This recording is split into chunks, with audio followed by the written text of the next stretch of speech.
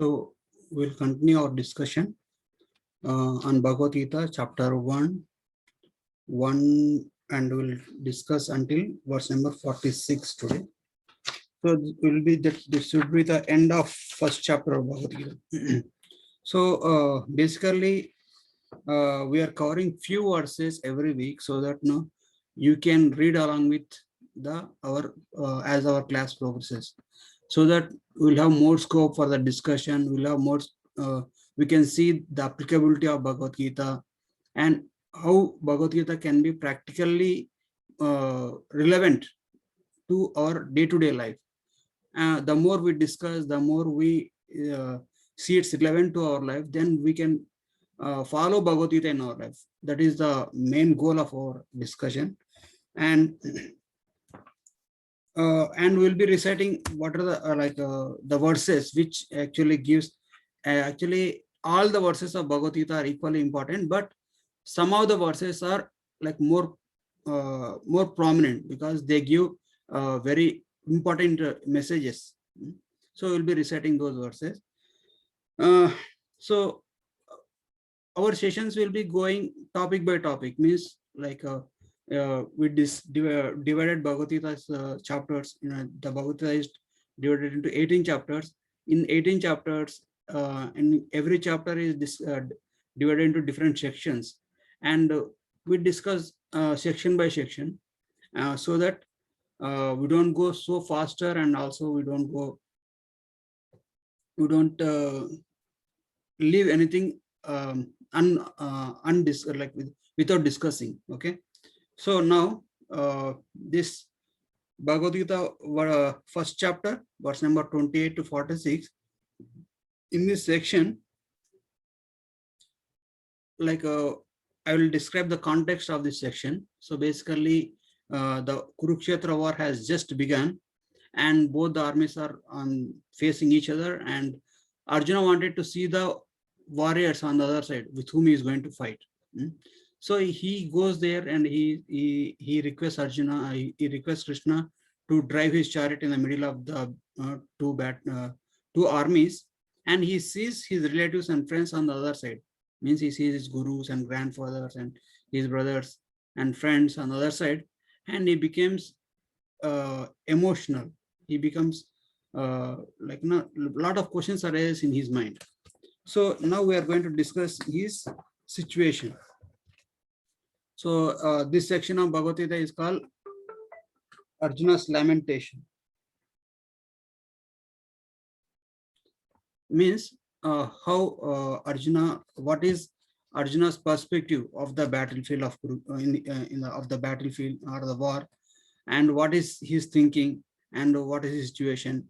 Means basically we come across this situation, means Arjuna is going to get a lot of confusion, indecision, and he's not able to figure out what is right and what is wrong. So we come across that kind of situations in our life in regular basis.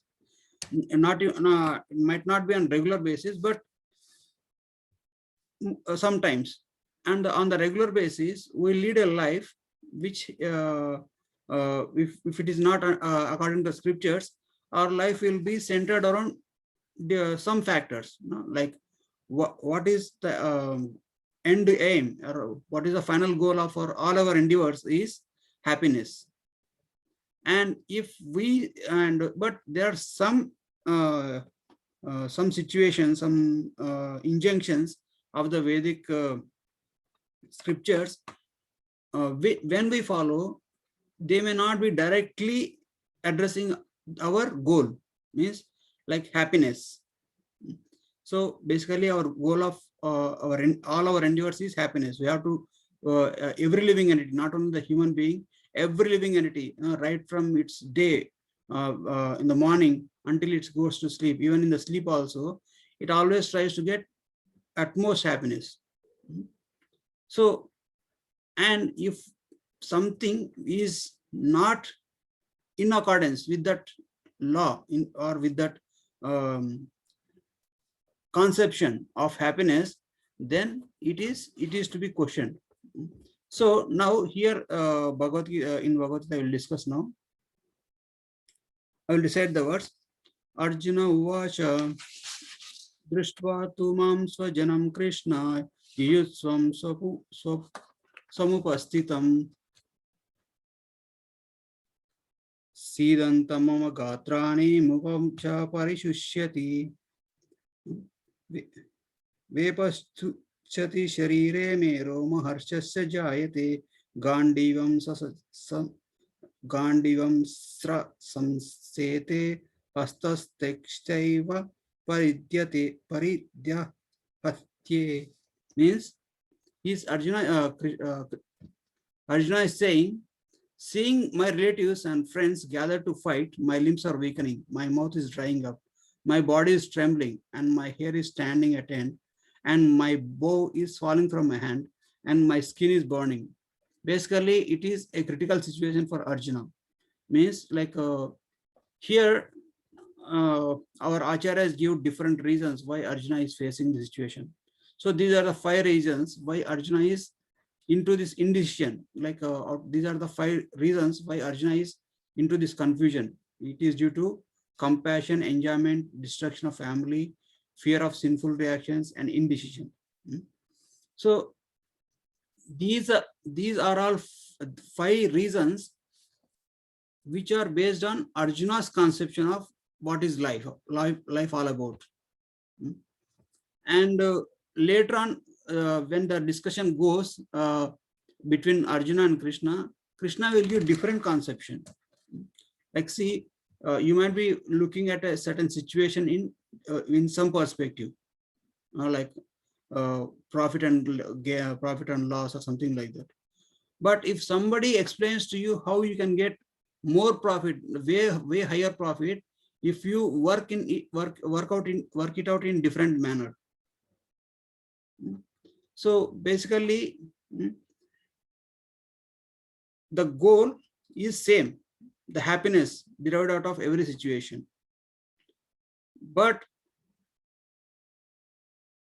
if we work, if you invest the same amount, same energy in that situation, you'll get if you say $100,000 profit.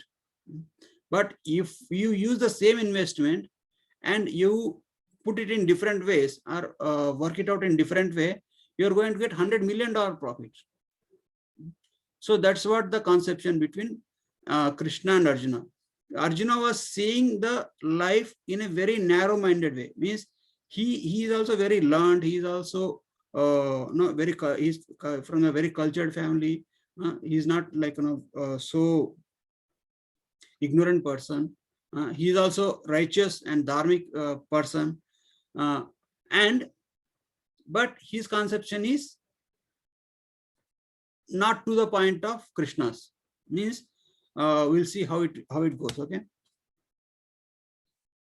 So there are 2 kinds of tremblings of the body.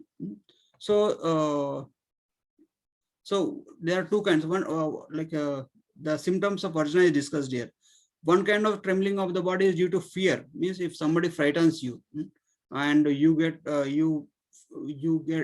this symptoms of trembling, hair standing on end, mouth drying up due to fear. Just like if some snake or some very dangerous cobra comes into a closed room where you cannot escape, or when any life-threatening situation comes, a person will feel the situation. Or if another situation is when something very dear to the heart is going to lose, like some close relative or some the object of our pleasure, which we strive to protect, which we try to get in our life, it is going to be lost, then all these symptoms will appear. So basically, our life situations may or may not be up to this level, but no, like when we are addressing the very severe situation, then it will obviously serves as the solution to that situation will serve in the regular situations as well. Basically, if you see, Arjuna's problem here is life and death, because it is either threat to his life or his threat to the life of his loved ones. That is very critical, very very serious situation is facing. But our situation might not be so critical. But if neglected, our situation might lead to that level also. For example, somebody somebody got into some broken relationship, or some student failing in the exam, or trying to achieve some goals that are set in our life, or some financial loss or personal loss in the life, or if some emotional disturbances like depression, loneliness, that kind of things. So these situations might not be so serious or might be so serious. Because if you see some when the depression is neglected for a long period of time, it may lead to suicidal tendencies. Or if the relationship in the family is neglected in the beginning, it may lead to breakdown of the family, or divorce or quarrels happens in the family. So, but if a person leads the family based on the spiritual values, he will have a higher goal, he will have a higher purpose for the life when properly educated.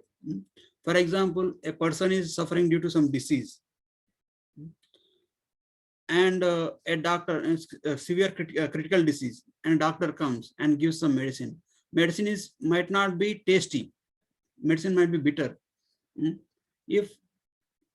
If someone gives the medicine and to ask him to take that medicine, bitter medicine, you may think, why I have to unnecessarily get this suffering into my life right now. As of now, I already have some suffering. Why to increase my suffering by taking the bitter medicine? But if the doctor educates us, no, see, right now you're not healthy, you're going through some disease. If you take this bitter medicine will go into your body and act in your bodies, and it will cure, and it will make you healthy, it will make you normal. Then that person is ready to perform that austerity of taking bitter medicine. So in the same way, here, like our situation might be good. If our situation is good and pleasant and everything is going well, this is a time we have to educate ourselves in the spiritual values. And if our time is not going well, means we are in the initial stages of not happy, or depression, loneliness, or even like searching for higher truths. We are not satisfied with our life. So this is a time we have to prepare. The more you work, the harder you work when you are at leisure. For example, the soldier is there. Even if he doesn't have a war in the war at he always prepares himself. He wakes up early in the morning. He does exercise. He does practice of firing and everything. He keeps himself fit all the time, ever ready for the battle.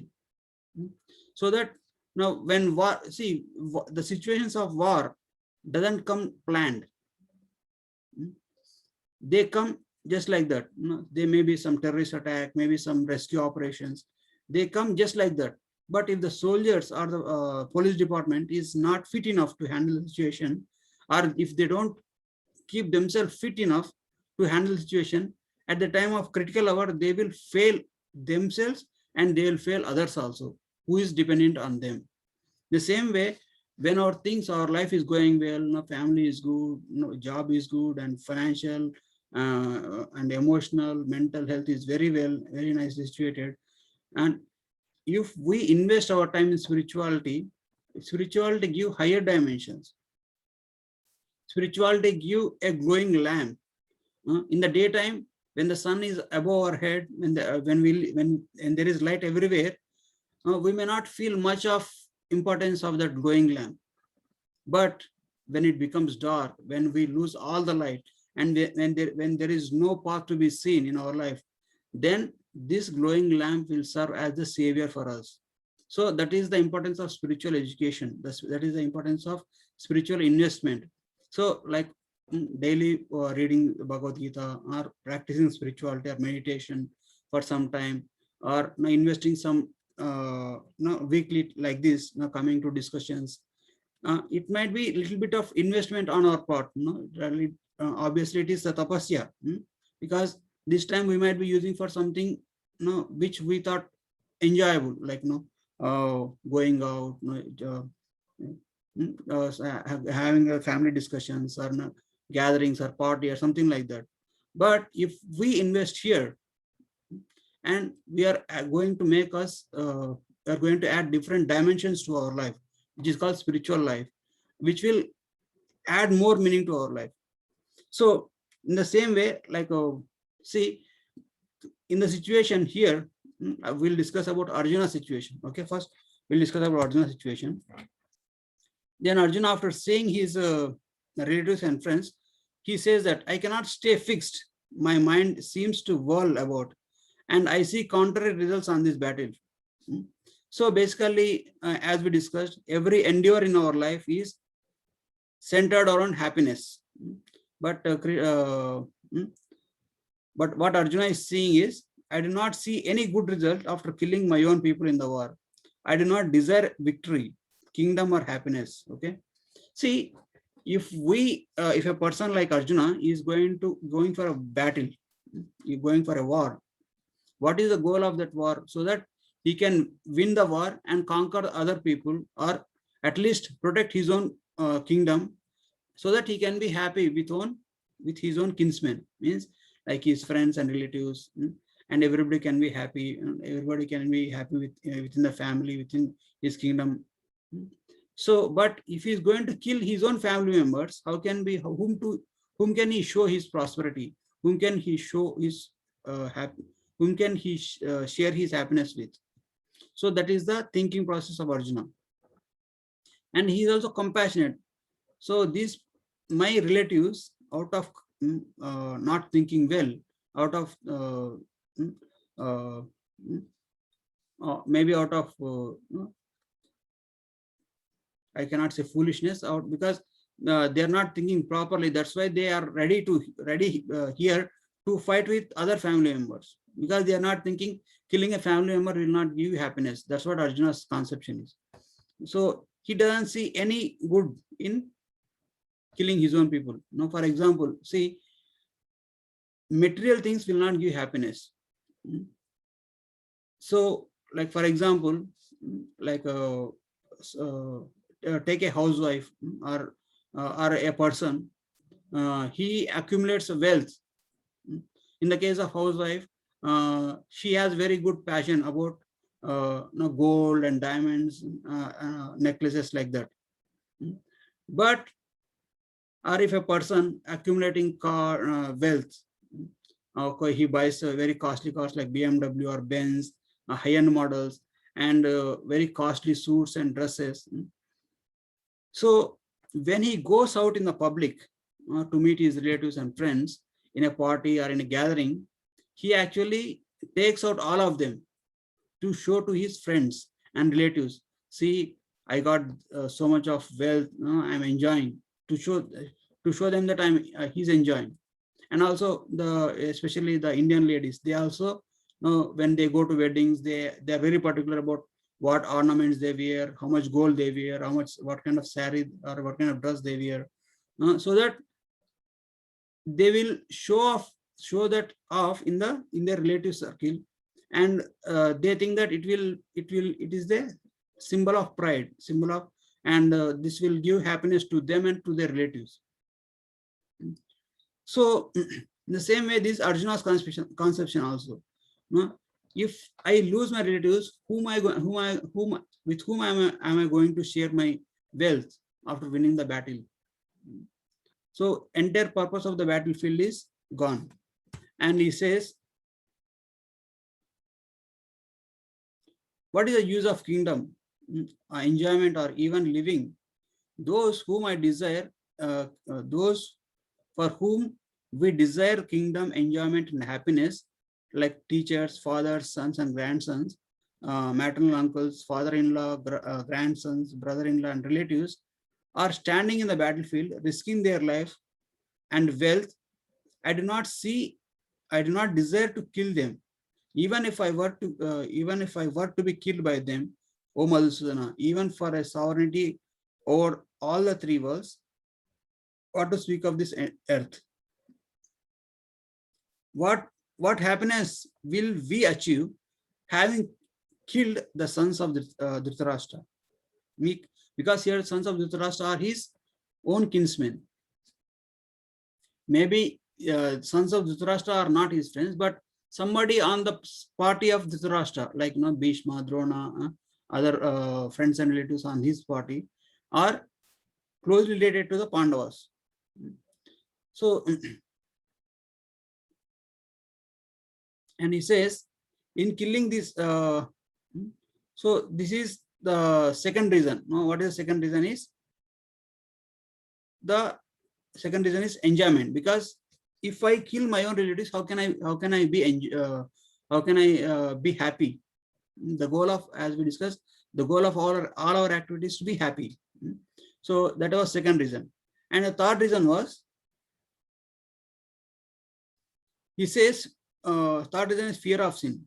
In killing these aggressors, we will only incur sin. Therefore, we should not kill the sons of Dhritarashtra with their relatives. O Madhava, how can we live happily having killed our own relatives? Means, he is saying, when we kill our own relatives, especially the relatives like Bhishma, Dronacharya and Bhishma. Bhishma is the grandfather of Arjuna and Dronacharya is the direct teacher of Arjuna. So basically, if somebody kills his own respectable personalities like gurus and fathers and grandfathers, it's a great sin actually. So Arjuna is putting forth this principle because I'm not only seeing any enjoyment, but it is also sinful to kill the respectable persons. This is one of his reasons. And the next reason he puts forth is destruction of family. So basically, first thing is he is starting with compassion related to the heart. Second reason is the happiness related to the mind. And third reason is related to the direct to family. And fourth reason, now he is going directly into the society also. Okay. So even if they are, he's talking about the enemy camp. Okay. Even if they overcome by greed, do not see the fault in destroying the family and the sin in killing the friends, should not we who see the fault in destroying the family know how to withdraw from the sin, Means, see, that opposite party, they don't have sense, but we have that sense of discrimination. We have that sense of thinking. We have the thinking ability, because opposite party, the Duryodhana and his brothers, they are foolish. They don't know what they are doing, but we know what we are doing. So, like, see, in the war or in any conflict situation, there are two parties are involved. It doesn't happen with one party. Any quarrel or any competition doesn't happen without a competitor or without an opposing party. So Arjuna's thinking was, they don't have a sense. They don't know how to see life. I don't know. They are not seeing any value in the life. So if we kill our own relatives, or if we kill our gurus or our respectable persons, like even for the opposite party, even the Dhritarashtra party also, there are respectable people on this side, like Yudhishthira Maharaj's elder brother, and also they are maternal and some respectable persons on this side also, friends and loved ones on this side also for them. And that opposite party, they are not thinking that they are going to kill their own relatives, but they don't have sense, but we have the sense. But then why should we also engage in this kind of this kind of conflict? So he is saying that is a destruction of family, means our family is destroyed, our family itself gets destroyed. So instead of fighting, we just withdraw. And then he gives the reasons. With the destruction of family, the eternal proper conduct of the family is destroyed. When the dharma is destroyed, the family is completely filled with adharma. from prevalence of adharma, the women of the family become contaminated. Oh Krishna, when the women are spoiled, the mixed varnas arise. Okay, so some preachers of Bhagavad Gita, they say like why Arjuna is highlighting the conception of women here. He's like, no, see, the women is center of the family. See, like when the women, when the chastity and purity and the dignity of the women is properly maintained, then the family will have the values. The family will be maintained. Without the women, the family is not, the maintaining family is not possible. So, and also the Vedic civilization gives very high importance for the protection of women, for the protection of elderly people, and for the protection of cows. So when the women is protected, the family is protected. And the family is protected, the society is protected. And the society is protected, and the entire nation is protected, and the entire nation is properly maintained. So protection of the women is of higher importance, both mentally, physically, and emotionally. A husband or a father should give all protections to the women, so that they are well taken care in all this, in all those aspects. And also with respect to the elderly people, because a gruhastha is a supporting pillar for other ashrams. Means gruhastha ashram, there are 4 ashrams: brahmacharya, gruhastha, vanaprastha, and sannyas. Brahmacharya means the students, means the persons who are studying, who are in their early age, who are in studying. Okay, they spend the main duty of the brahmachari is to acquire knowledge, so that he can lead very life in a very dharmic way. And gruhastha is the person who earns money either through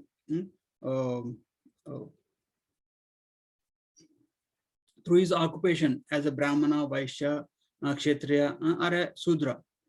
And vanaprastha is a person who is retired, means who is a grostha, who takes care of the family responsibilities throughout his life.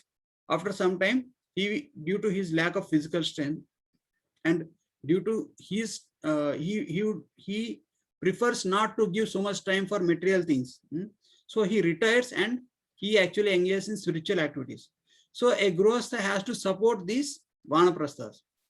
And a sannyasi, after vanaprastha, again, the higher than vanaprastha is sannyasa. Sannyasa means the traveling preachers who actually like totally detached from the society, and they only give the knowledge that they have acquired. They have acquired through their education, through their experience, and about basically a vanaprastha engages in spiritual practice. And a sannyasi, basically, he educates also. So a gruhastha is a supporting pillar of all the other ashrams. He supports brahmacharis, he supports vanaprasthas, he supports sannyasis. So, and it is gruhastha's one of the responsibilities is to give support, is to give protection to women, is give protection to the elderly people, and to give protection to the cows. Why cows? Because it is said according to the Vedic scriptures that cow, like when there is cow, there is even like modern day research also, the cow protection, like it will benefit to the entire society, either through its products, or either through its spiritual values, or through his its milk. Like for example, in order to understand the scriptures like Bhagavad Gita and Vedas and Upanishads, a person need to have very finer intelligence. And it is said in the scriptures that finer intelligence develops when in the beginning ages, when by taking cow's milk, finer brain tissues will be developed. So here it is saying, like if we don't protect due to this war, the person, the male person, the protectors of the family will be destroyed. When the protectors of family will be destroyed, then women gets polluted. Polluted means like the person, if, for example, if the householder is there, the householder came to the war and he is going to die in the war, then his family will have no supporter, no protector, and the women of the family will be without any protection. And there is a chance that can the some other peoples may exploit the situation. Okay, and he's saying, like, when the women is like polluted, means like when the women is exploited, then mixed caste in the family brings hell to those who have destroyed their family members. Means somebody who is responsible for the destruction of family will be punished in the hell. That's what he's saying. The forefathers fall, being deprived of pinda or water offering. So it is said that in Vedic scriptures, like when a person passes away, he stays in the Pitraloka for few years, and when his descendants offer him pinda, then he will, as a pinda means it's a prasada from Lord Hari, and the forefathers in the Pitraloka will get this pinda, and then they get liberation from the hellish punishment. So he's saying here forefathers fall, being deprived of pinda or water offering. So these are all reasons which Arjuna is putting forth. Okay, both caste and family rules are destroyed. Okay, in those days varnas and ashramas are strictly followed, and by this fault of mixed varnas caused by the killers of the family members. Okay, so what is varna? Varna means Brahmana, Kshatriya, Vaishya, and Sudra. Krishna says Chaturvarna Maya Sushnam, Guna Karma Vibhagasha. Means based on their guna, based on their nature, and based on the type of work they like to do, I have classified this entire human society into 4 varnas: Brahmanas, Kshatriyas, Vaishyas, and Sudras. So, and everybody should engage in the type of work they are actually which is relevant to them based on their guna, means based on their nature, and karma, based on what type of work they likes to do.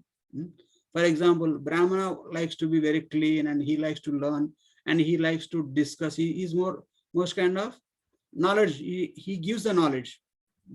Kshatriya means Kshatriya doesn't tolerate any injustice in front of him, or he always tries to protect everybody.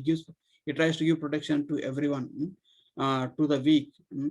And Kshatriya has this rulership mentality. And Vaishya is money making thing, means like if somebody sees any situation, then he knows how to make profit from that situation. For example, if a Vaishya person goes to a new city, and if we see what kind of products can be sold there, if he sees a land, and he knows how to cultivate land here, how to bring water, and what kind of crops we can grow here, like that, and also what kind of business is good in that situation, so that we can make money. So Vaishya is like productive nature, means he generates wealth for the benefit. So wealth is required for the substance, for the maintenance of Brahmana, Kshatriyas, and Vaishyas, and Sudras also. So Vaishya does this business of generating wealth, and Sudra will assist. Means, for example, if you take any organization, there is a working class people. We are like somebody basic worker, and there is a managerial kind of people, and there is administrative kind of people, and there is what you call researchers, means like who actually is the source of knowledge, means who actually is driving force behind the organization. So these varnas are intrinsic in every field of the life. Like if you take any field, if you take the student life also, there will be some kind of persons who are very intellectual, and some kind of some students who are very administrative, some kind of students who are productive, and some students who are productive in terms of work. Okay, so Krishna is saying you can engage yourself, you can be of any ashram, it doesn't matter, but do the best, do the so that, like, you identify your ashram and you perform your own work. That's what he says. Later on we'll discuss about Chaturvarnas later. But in the Vedic civilization, it is seriously considered that one should engage himself in the activities which is very conducive, because a Brahmana should do Brahmanical kind of activity, and a Vaishya should do Vaishya kind of activity, and Sudra should do Sudra kind of activity, and Kshatriya should do Kshatriya kind of activity. But nowadays it is the conception of birth is taken higher priority. If a person born in a Brahmin family, even if he doesn't have the qualification of Brahmin, he is titled as Brahmin. If a person is born to a Sudra, but he has the qualification of Brahmin, he should be considered as a Brahmin. So that is there. We'll discuss later in the Bhagavad Gita. So Arjuna is saying the caste system and the family rules are destroyed if the killing of the family, elderly personality of the family happens. Okay.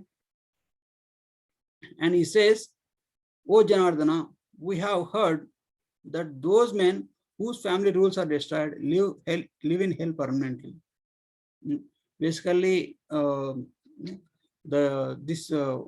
the Arjuna mentioning is the rules of Varnashrama Dharma. Somebody who actually, if one wants to progress in life, one has to follow the rules and regulations of Varnashrama Dharma. Means, if a brahmachari should do brahmachari work, grihastha should do grihastha work, vanaprastha do vanaprastha activities, kshatriya do kshatriya activity, brahmana should do brahmana activity, so that they will collectively progress in their spiritual life, and will finally lead to the destination of attaining the liberation from this material existence. But if somebody who destroys this varnashram system, like, they are not only doing harm to themselves, but actually they are destroying the progress of the every living entity who is involved in different families, or who is involved in that activities. For example, here in this war, whoever kills the opposite party, his family is destroyed, and the person, every person of the family is getting affected, and their natural spiritual progress is destroyed. When the spiritual progress is destroyed, they have to take birth again and again in this material world, and there is no conception of elevating themselves to the higher goals of getting liberated, like that.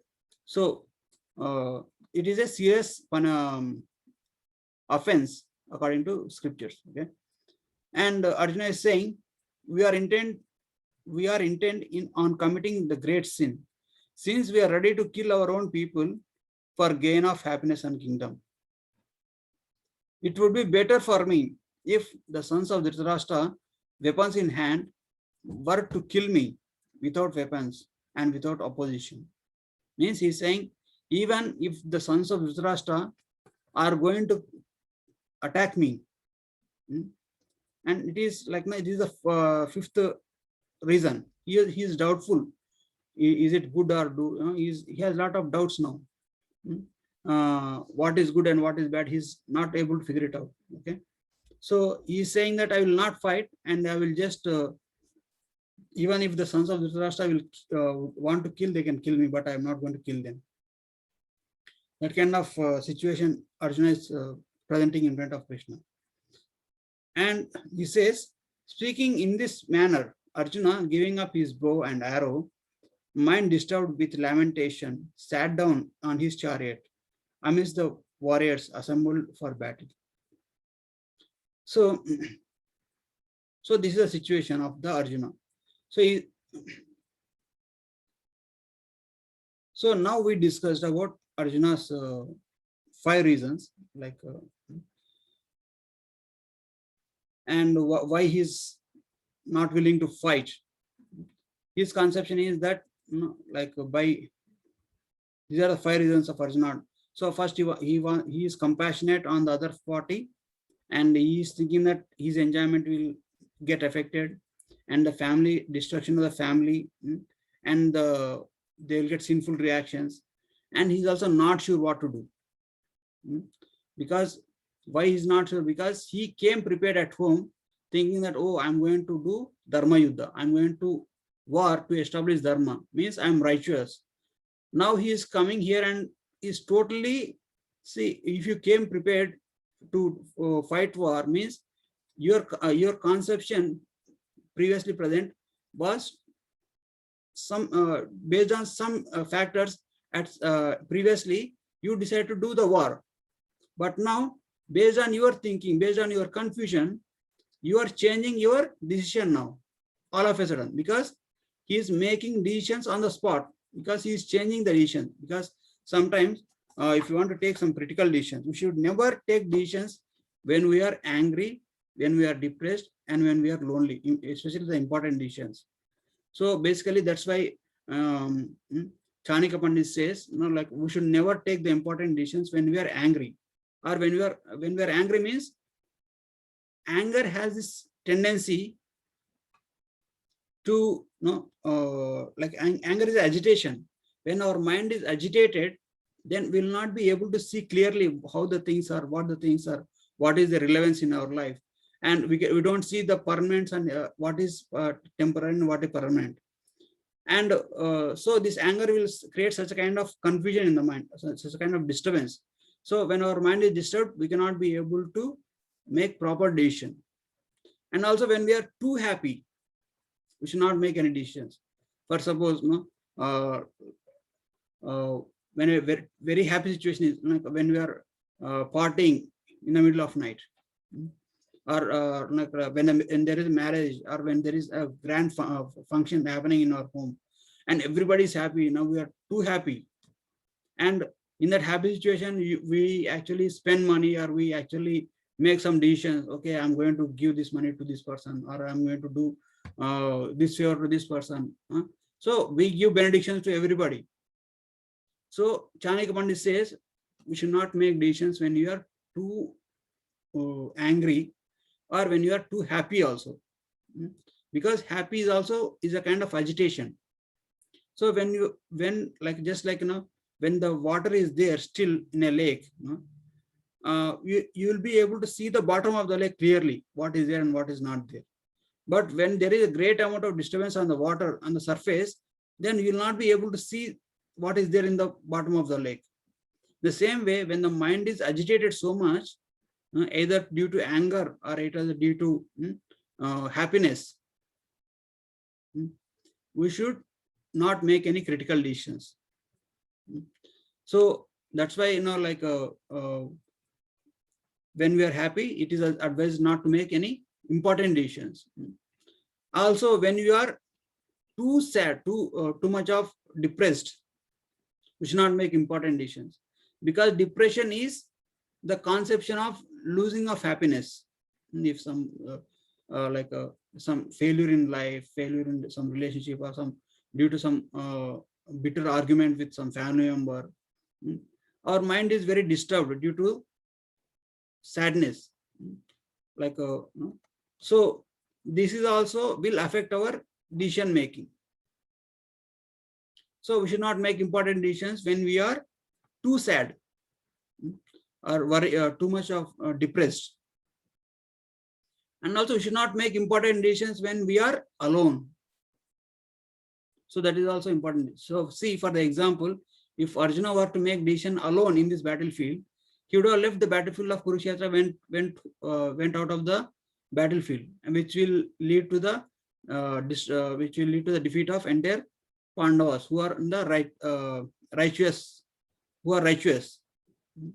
So we should never make any important decisions alone when we are alone.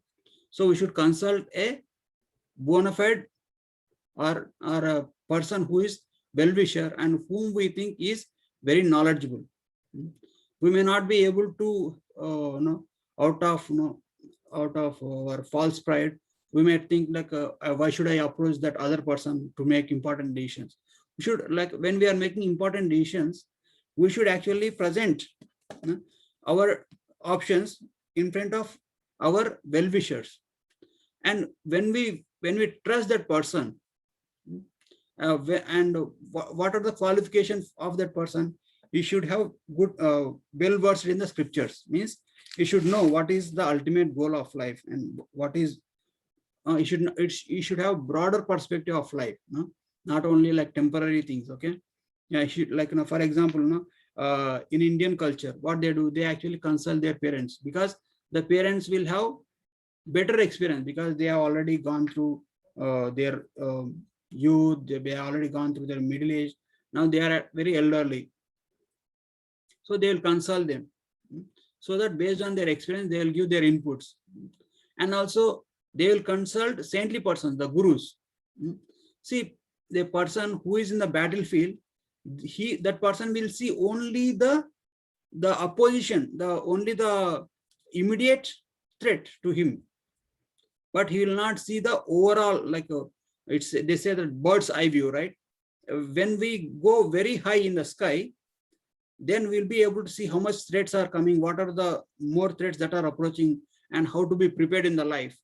So the saintly persons, due to their spiritual practice and due to their detachment from the society, they depart from the society. No, if somebody like, for example, when a cricket match is going on, and like no, and a bowler and batsman is like that, and a person who is sitting on the above them, the, like, third umpire, they call, right? That person will have better like, will have, I cannot say better understanding, but will have important input to give. You may say, okay, see, he might have made decision here like that, like this, like this. So when that person who is in the battlefield, who is in the facing the situation, can take the inputs from him also, it might actually avoid great amount of sufferings in the life, because he will be well prepared. And because the person who, like the saintly person, will be able to see what kind of emotions that we are going through, because the saintly persons, based on their knowledge about the scriptures, based on their experience, and based on their spiritual practices, they will know what is the situation of the mind, how to control the mind, how to what kind of threats life gives us in the life, in our progression. So he also gives, they also gives important decisions. So the person from whom we are taking the guidance he should be our well-wisher. He should know about our life. No, so basically that's why it is said that we should take guidance from guru. Guru means somebody who is very very connected to our life, who knows in and out about our life, from whom we take guidance. He is guru of our life. And sadhu means saintly people. Saintly people, based on their knowledge about spirituality, based on their tapasya, they attain certain kind of purity. They can see the things clearly. They can see where we are going wrong, what adjustment needs to be done. So sadhu, guru, and shastras. Shastras are shastras are said to be the injunctions, or the for example, Bhagavad Gita is a shastra, and Upanishads are also shastras, and also Puranas are also shastras. So, like, based on the shastric injunctions, we should also take guidance, so that we will address the higher goal of life. So any important decision in our life, we should never take any important decisions when we are angry, when we are depressed, when we are too much happy, when we are alone, and when we are five things, right? Happy, too much depressed, when we are alone, when we are angry, and like any agitation. So, and also we should take decision by consulting sadhus, means saintly persons. Gurus means who is very well connected to us, our personal life, who knows about our personal life, who knows our limitations. Sadhu, guru, and shastras. The shastras are the instructions of Krishna. They speak about higher dharma, what is the goal of life. They speak about that. So we should take inputs from all those things, and be very cautious about avoiding all these situations about when not to take important decisions and how to take important decisions. We take inputs from, see, based on, we have to the time, place, and circumstance should be given importance. So we should choose a time, and we should choose the circumstances, and we should choose a place to make important decisions, so that we are free from all those agitations, and also we have the inputs, proper inputs from sadhus, gurus, and shastras. Then only our decision making in our life is very mature and very result oriented, and it is going to give permanent results, which for our development, either materially or spiritually.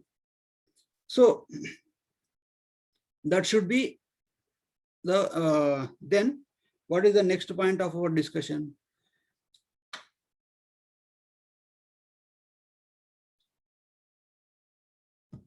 And what should be the qualifications of a person who is going to give order? Like, what is the qualifications of a guru?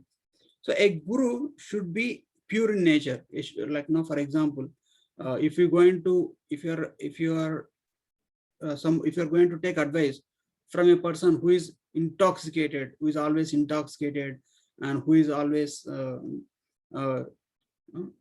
who is addicted to so many things, then such kind of persons, his mind will be under the influence of many bad things. He will not have the ability to think properly. He will not have the ability to see the life clearly. So we should not take guidance from such kind of person. A guru, the first qualifications of a guru should be he is pure. He should have control over his senses, and he should be spiritually inclined. See, spiritual inclination is possible when there is proper control of mind. Without proper control of mind and senses, spiritual practice is impossible. Even if a person imitates to be on the spiritual path for some time, if he does not have proper control of mind and senses, he cannot stay in that environment for long. So that's why if you want to make important decisions, this is one of the qualifications. We have to take advice from a person who has better control of his mind, better control of his senses, and who knows higher values of life, not only like childish, like not kind of childish like thing. Who knows what is the best use of this human form of life, like that. Okay, and he should be like a spiritually oriented person, and he should be our well-wishing friend, and we should have that confidence in us, and he should be able to answer our questions, and we should not blindly accept whatever he says. We should logically question him, but if you accept a guru, we should not say anything against guru's instruction, but we should humbly request, I'm confused here, can you clarify how it is going to be beneficial for me? And a bona fide guru will have this knowledge to explain us. But if he says just like we gave the example, right? When we are sick, we approach a doctor and surrender our life in front of the doctor, and doctor will examine our body and diagnose the disease, and he will see what to do. He will think, okay, what medicine has to be given, or is there any need for surgery? If there is any need for surgery, then what will he do? He will cut our body, and he will open our body and take out the things that has to be removed from our body. So if you see if you see on the immediate terms, somebody who is going to cut our body is not a well-wisher.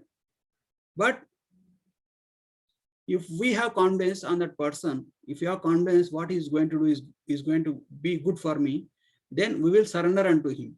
We will not oppose what he is doing. So we should have that confidence. Yes, he is my well-wisher. And it is a duty, it is also duty of the guru, that he will not bewilder, he will not confuse the disciple. He will give the proper guidance without disturbing the mind and the situation of the disciple. But if sometimes if the disabled gets disturbed also, he should tolerate so that he can progress nicely. So those are the important factors that we have to consider while making a decision. And also we have to should never take the important decisions in our life alone. And that is one of the factors, because when there is more inputs, when we take alone means we only see very immediate situations, very immediate the situations which we see in our short distance. But if we take more inputs from more people, more well-wishers and more experienced persons, then we will have a broader view, and we will be able to take into consideration many factors which are going to influence our life. So that is today's discussion. If you have any questions or comments, we can discuss now.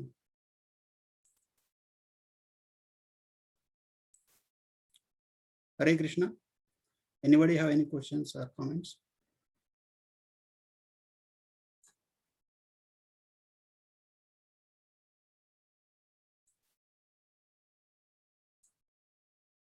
Anybody there? Everybody is there. Yes, Prabhu, we are everybody here. Hare Krishna. Yeah, Hari. Any questions, any comments, or anything to discuss?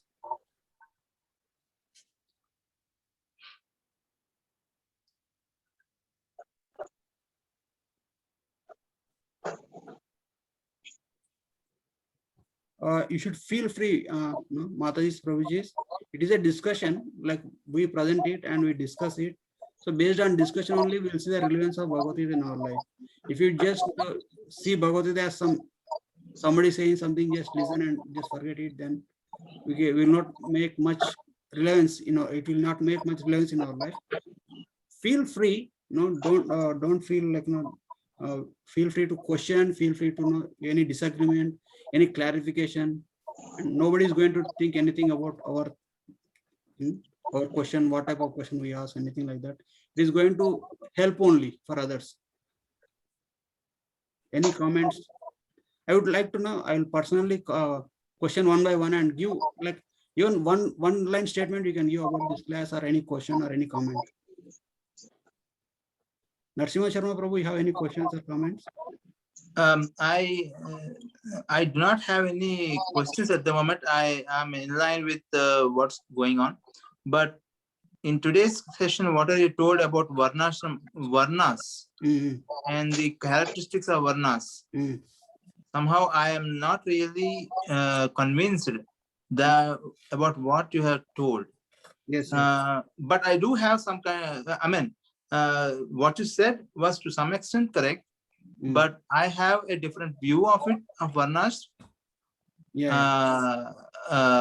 And probably I can come down and discuss about it. But with you that subject of varnas and ashrams will come in future. We'll see later. We'll see when that shloka comes, right? When Krishna says Chaturvarna Maya Sustam, then we can discuss in detail about varnas and ashrams there. Yes. You actually note down your questions, your thoughts on it, and you can discuss there that time. Okay. Sure. Mataji, go ahead. Do you have any more things, Narasimha Sharma Prabhu? No, Swami. Rajshri Mataji, you have any questions or comments, Mataji? Just I want to ask a question, Prabhuji.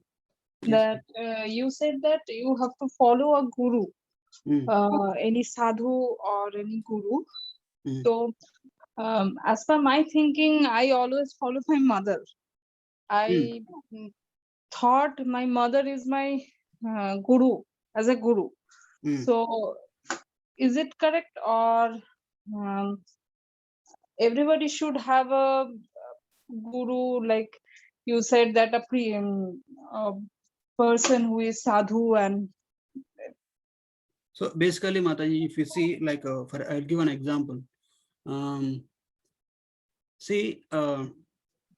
If a person, if a student, he wants to become a doctor, and basically you are like, for example, take your daughter or son, he or she wants to become a doctor.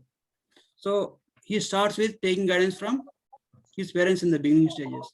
When he's going to school, his mother will teach what is there, what is how to learn and how to how to become planned, how to write exams in the beginning stages, right? When you're in your school up to college levels, right? But Yes. as you progress, as you become specialized, as he progresses, when he wants to make a critical, when he wants to study critical subjects, then he needs to have the inputs from very experienced and very skillful person, Experienced like teacher professor, or professor. like, right? In the Yes. same way, whatever your guidance you are taking from your mother is good for basic things, means like that is a different level. See, mother is also, initially mother is also guru for to some extent in our life. But they can only help us to some extent. Our relatives, our friends, they can only help up to some extent. But a guru, as I told, he should be very well matured, very well educated, very, is a saintly person. He should have proper knowledge, proper understanding what is the goal of life, what is the ultimate goal of life, how to plan our lives in such a way that we actually get more benefit. Okay. So not only in the material terms, but also spiritual terms, and also social, in the spiritual social thing. Okay. Yes, yes, I understand. Thank you, Prabhuji. Very good. Chaitanya. Prabhuji, I can ask a question. Yes, Prabhu. Is a probabilistic mind is a character of a person who follows Bhagavad Gita? Like for every scenario, does the person think about what is the probability of achieving success in doing certain thing in life? When we keep following Bhagavad Gita, is it like a fully thought process driven approach? I'm Or sorry, bro. I didn't understand your question. Probabilistic means? probabilistic means they are always thinking about how probable the success is. For Yeah, example, that is logical, Prabhu. What is, like, what is the probability of success? What is the probability of failure? That is the Arjuna's thinking also, right? yes, That is based on common sense, right, Prabhu? okay, So that is one level. But if you want to take important decisions, see these guidance, like if somebody wants to make important decisions, now see the Arjuna situation. Arjuna is going to make a very important situation of his life, to fight the war of Kurukshetra or not to fight. Such kind of decisions, one should take the guidance of a guru, but not, like small things. What is good for, when should I take breakfast, when should I take lunch, or what should I eat for lunch? That kind of, not for that kind of things. There is common sense. Beyond the common sense and common scenarios, there is some situations where we need guidance, which are going to influence our life mostly. The more we live our life by the injunction of scriptures and by the directions of gurus and well-wishers, it will be more beneficial for us. But we should also use our intelligence in following their instruction. So whatever you are saying is, yes, we should actually use our intelligence in analyzing what is the probability of success or failure in every situation. And if you have any questions about any what is going to be, what is no, right now Arjuna is saying the same thing. How am I going to be happy by killing my own relatives? So that is his probability. What is the probability of being happy, right? yes, So we should use, we should use. That's what Arjuna is doing now. Arjuna is thinking based on probability also. And we should put that questions while discussing our plans with our gurus or well-wishers or friends, so that they might have different conception to give. See, any decision that should be based on multiple inputs. We should not take single-handedly, single-mindedly, just like that. Okay. yeah, yes, good. The only thing is in the third point, destruction of family. Mm. Arjuna's reasons analyze destruction of family. Mm. That is a point that sometime living in away from the motherland, when we are away from the family, Mm, the decisions that we make here Mm. can sometimes influence what happens back in India. mm, Uh, so even though we want to be the leader in the regular work culture, mm. we still are going to be somewhat followers. Uh, I don't know how to connect that work ethic into this scenario. I don't know if I'm putting my question right, but So sometimes, yeah, what I'm understanding is, if you make any decisions here and that is going to affect your family in India. yes. Like, for example, if there is a wedding in India, I have Mm, to go, but then the work here is important that it doesn't allow me to go. mm, Now, one thing connects to it's interlinked. Now mm. you lose one for another one, or you compromise another one for another one. Yes, Both are kind. yeah. See, right now, Arjuna is like, I'll give the example of Arjuna. Arjuna is giving all these reasons, right? The compassion, enjoyment, destruction of family tradition. So there is higher dharma, there is lower dharma. Higher dharma, it is said that if to the best possible, we should always try to satisfy both the dharmas, both higher dharma and lower dharma. We should try our best to satisfy both of them. But if you fall into a situation where you have to do, you can only do either higher dharma or lower dharma, then it is advised as per the saintly persons and it is as per the scriptures, for the sake of higher dharma, lower dharma can be compromised. So for example, to see in your situation, the marriage is there. Attending a marriage is based on in your family circle. It's the good thing. It will give happiness to all your family members, parents, and your friends. They will be happy to see you when you are there in that marriage. That is one dharma. But the other option is, if you go to the marriage and it is going to affect your job, and in the worst case, you may lose your job. And in that scenario, in that situation, if you lose your job, what is the situation? Means you're going to get into trouble. Your financial situation will get impacted. And if your friends and relatives comes to know that you lost your job, they will be sorry for you. It will not give happiness for them. So there is a higher dharma, because the marriage is a short, for it will give short, it will give short amount of pleasure for for some time.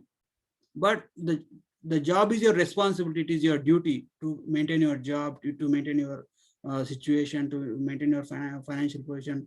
So if you have a job, you have income, you have your profession is there, you have a social standing, and you can be able to support others also. You can be able to support your friends and family, and you can when you get a chance, you can go back to India and you can meet the married persons who got married and convey the message that sorry, I'm not able to come due to my job situation, like that. So basically we need to manage the situation. So for the sake of higher dharma, you can actually sometimes, to the best of possible, you should try to do balance both. But if you have to compromise then you have to no, you should compromise about lower dharma and to execute the higher dharma. You understood, right, Prabhu? Yeah, Guru. Thank you. Hinamata, you have any questions or comments? Yeah, I do have one. So we say that the previous life karma, right, Mm. gives us the result of in this life, right? Yes. So if we think that Arjun and all the Pandavas went through this pain of arguing with cousin and family, Mm. uh, can we think like it was the previous life karma, or the people who were in front of them, Mm.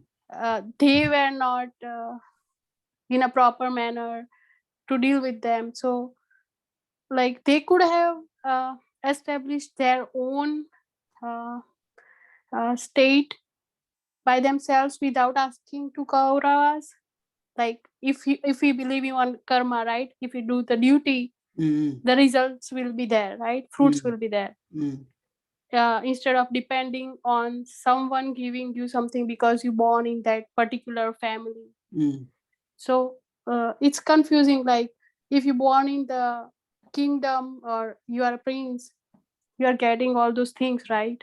mm, Privileges. mm.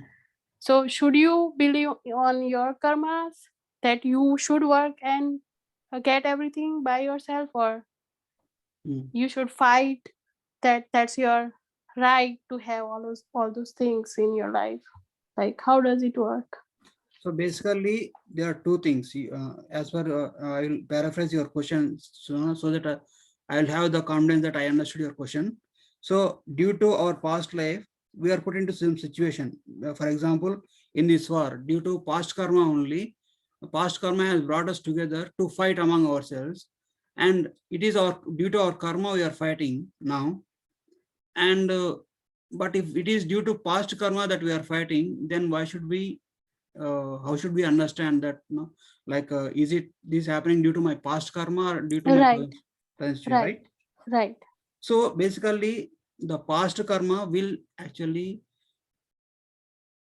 gives you how much happiness or how much distress that you have to go in this life.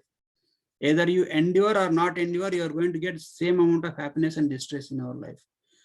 Basically our past karma will gives us facilities only. Like for example, um, if you studied, if you're a school student, you studied in the last year, fifth class, you did you studied well, you studied maths well, you studied science and social, all the subjects very well. When you go to sixth class, you'll have better understanding, better knowledge about the subject matters. But if you didn't study the third class, fourth class, and fifth class, and you directly went to sixth class, you'll not have better understanding of the subject things, the things. Even if you take sports, even if you take any skills, if you practiced very well in previous day or previous before or previous week, then you'll have proper command over the instruments, how to play the instrument or how to use the instruments, like that. The same way, our karma will provide the facility. Our karma, like for example, based on the karma of Arjuna was given the facilities. He was put in the company of Krishna. He was put in the he has so many brothers. He has so many friends, and based on the karma of the Kauravas, they have their own behavior, their own situation. But if you don't use this situation properly, for example, based on the karma, if you kill some living entity in this life, you will be killed by that same living entity in the next life.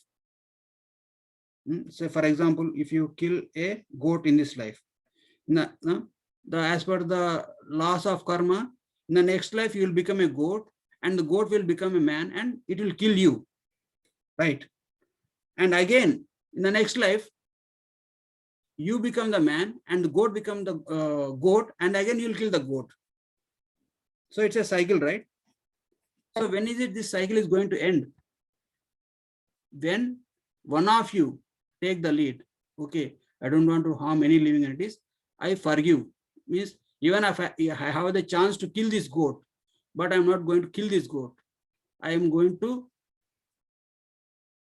practice non-violence. Then this karma cycle will break. So based on the karma, you'll have the ability to kill the goat. It will provide the material facilities. The karma will give you the knife, the karma will give you the strength, and karma will bring the goat and keep in front of you. And it is your decision. You want to kill the goat or not? This destiny will put the situation in front of you. And if you kill the goat, in the next life, you'll become the goat, and goat will become the man and kill you again. If you don't kill, then you'll be promoted. Right. Okay, now you're out of this circle, you're out of this karma cycle, then you proceed to the higher life. That's how the things work. So based on the previous life situation, the karma will bring the things together to act. And we should act with proper knowledge. What will entangle us, what will liberate us, what will promote us, what will degrade us. We should have the proper knowledge. In the goat example, if you kill the goat, it will degrade you. If you don't kill the goat, you will ascend to the higher level. You understood, right? Right. So that is, yeah, so present life, it's your own intelligent level Yes, that will decide vision. your right. yes. Right. If you Right. follow the dharmic principles, if you follow the instructions of sadhu, guru, and shastra and act accordingly, then what we are going to do is we are going to progress in our life spiritually. We can make better and better choices and progress in life. Right. Yeah. So in Arjuna's case, he had Krishna as a guru Yes. who lead him, right? So we need guru in our life. Yes. We need to take guidance from guru, sadhu, and shastra. Yes, not. Hare Krishna Prabhuji. Thank you. Yeah. Any Hinam, sorry, Lakshmi Mataji or Ramakrishna Prabhu, you are there? No, Prabhuji, we don't have any doubts. Any comments, Mataji? You have anything to say? Not only questions, we want to contribute any, your realizations, anything also, you can, that is most welcome.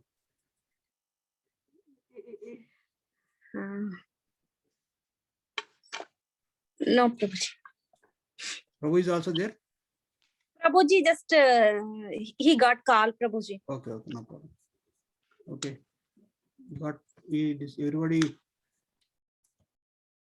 is taken care, right? Okay, we'll end it here. Thank you all very much for joining. Srimad Bhagavad Gita. Hare Krishna. Hare Krishna Prabhuji. Hare Krishna Hare Prabhuji. Krishna Prabhuji. Thank you all. Hare Krishna, Prabhuji. Thank you. Hare Thank Thank you. you. Prabhuji.